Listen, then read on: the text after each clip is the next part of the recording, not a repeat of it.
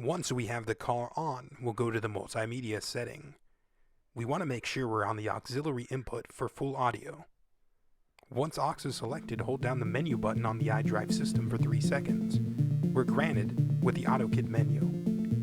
We go to General, Carplay. We'll see the AutoKit device show up here. We'll click on it.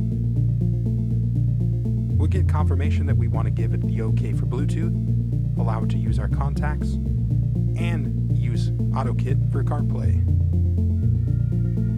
Now we see the CarPlay logo wirelessly. We'll click on that and we have wireless Apple CarPlay. You can use the BMW application to go back to the AutoKit settings at any time. You can use the iDrive wheel to navigate your menu, as well as your steering wheel controls if you've enabled that in the settings. See our favorite apps here available, as well as our signal. We can go into Spotify and see our recently played songs, our playlists.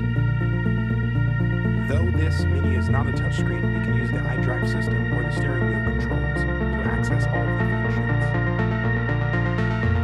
We can turn up and down the volume manually, or again use steering wheel controls. Voice navigation, voice functions work like normal.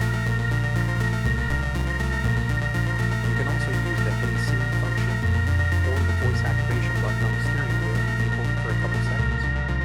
You can also manually go in and use your voice or use the keyboard to search for destinations. This is full CarPlay, so we'll do all the functions that normal CarPlay will do. This box enables all of the functions for wireless CarPlay and wireless Android Auto. If you need any more advice or help, reach out to me via YouTube and I'll help you out.